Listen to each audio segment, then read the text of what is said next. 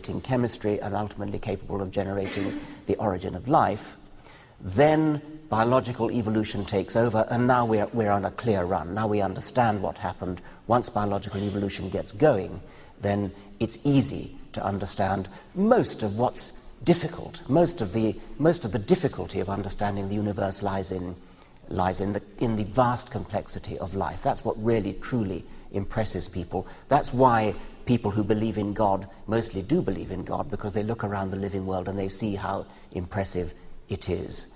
So that level of impressiveness is completely destroyed by Darwin, and Darwin, of course, doesn't explain the origin of the universe.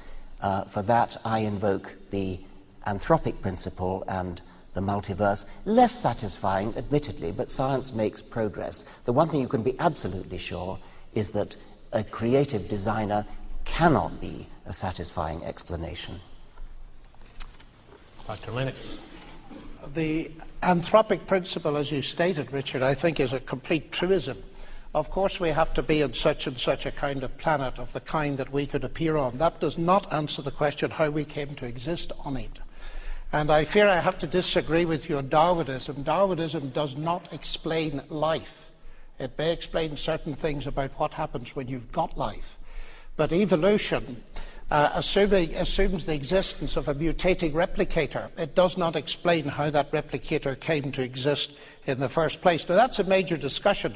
I want to address the who designed the designer question, because it's the old schoolboy question, who created God? I'm actually very surprised to find it as a central argument in your book, because it assumes that God is created. And I'm not surprised, therefore, that you call the book The God Delusion, because created gods are by definition a delusion. Now, I know, and I ought to explain, that Richard doesn't like people who say to him that they don't believe in the God he doesn't believe in. But I think that this is possibly touching a sore spot, because you leave yourself wide open to the charge. After all, you are arguing that God is a delusion. And in order to weigh your argument, I said that it is you who's arguing that God is a delusion. Oh, sorry. All right. And in order to weigh that argument, I need to know what you mean by God.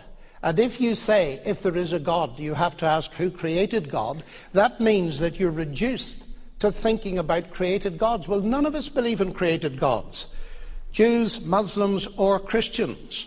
And I think that argument then is entirely beside the point, and perhaps you ought to put it on your shelf marked celestial teapots where it belongs. The God who created the universe, ladies and gentlemen, was not created. He is eternal. This is the fundamental distinction between God and the universe. It came to exist, he did not. And this is precisely the point the Christian apostle John makes at the beginning of his gospel. In the beginning was the Word. The Word already was. All things came to be by him. God is uncreated. The universe was created by him. Now, I don't know whether Richard has difficulty with the concept of the uncreated.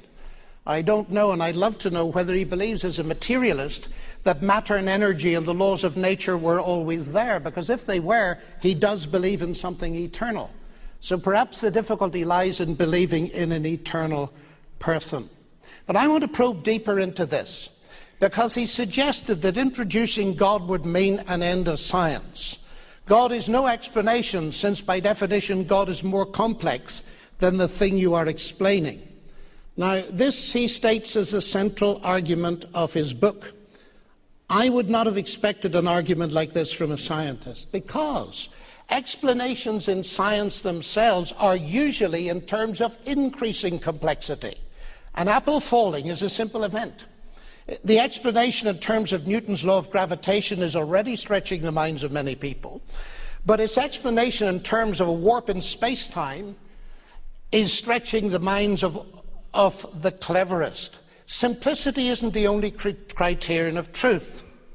Let me give you an example. Suppose you're an archaeologist and I'm exploring a cave with you, and you're a Chinese expert, and on this cave you see two scratches. And you say human intelligence, and I say, pardon, they're just two scratches. And you say, but those are the Chinese character run, which means a human being. But I say, look, Richard, that's no explanation at all. You're postulating something as complex as a human brain to explain two scratches. That means that your explanation is more complex than the thing you're explaining. That's no explanation at all. Now, it seems to me that's exactly what you're saying in your book.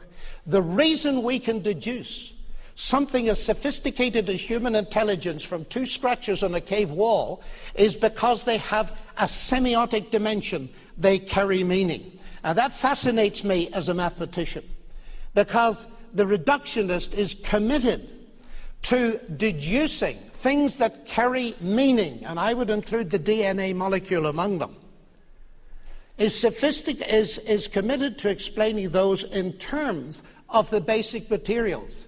But as was pointed out a long time ago by a Nobel Prize winner, Roger Sperry, the meaning of the message is not going to be found in the physics and chemistry of the paper and ink. And it fascinated me too to see that you approved in your book of the physicists looking for a TOE, a theory of everything. But that's a theory where the buck stops. Incidentally, there is no hope for a TOE, as Stephen Hawking has said in 2004 on the basis of Gödel's mathematics and its application to physicists. So I'm interested that you were prepared, as I understand it, to agree that a TOE was a good thing in physics. It's perhaps you like a TOE, a toe, provided there's no God attached to it. I think finally, if I might just say that you seem to be a... Oh, my time's up. Okay, I'll stop. Professor Dawkins, my next excerpt, we're going to change gears to some extent, to the fourth thesis, which is that Christianity is dangerous. I think you'll like this quote. It comes from the very first page of the book, from the preface. You write, and I have a few excerpts to read. You write, imagine with John Lennon a world with no religion. Imagine no suicide bombers, no 9/11, no 7/7, no crusades, no witch hunts, no gunpowder plot, no Indian partition, no Israeli-Palestinian wars, no Serb-Croat Muslim massacres, no persecution of Jews as Christ killers, no Northern Ireland troubles, no honor killings, no shiny-suited, bouffant-haired televangelists fleecing gullible people of their money. God wants you to give till it hurts. Imagine no Taliban to blow up ancient statues, no public beheadings of blasphemers, no flogging of female skin for the crime of showing an inch of it. You then write on page 303 that even mild and moderate religion helps to provide the climate of faith in which extremism naturally flourishes. And finally, you write on pages 307 and 308, more generally, and this applies to Christianity no less than to Islam, what is really pernicious is the practice of teaching children that faith itself is a virtue. Faith is an evil, precisely because it requires no justification and brooks no argument. This is supposed to be a debate, and I feel intensely frustrated. I'm going to reply to what John Lennox said about the British thing. Who created God? I mean, the word created was smuggled in by somebody else. I didn't, or maybe I did say who created God. That's not the point. The point is not whether God is a created thing or not. The point is this issue of simplicity, which you rightly went on to talk about. In order to understand the existence of complexity, we can't just postulate complexity. We have to go back to simplicity. Now, John used the illustration of an archaeologist, wasn't it, who found some scratches on a cave, and it was supposed to be a powerful argument that said, well, these scratches are very simple, but the person who did the scratching was complex. That's nothing to do with the argument I'm putting. The argument I'm putting is that if we're trying to explain complexity, we need some kind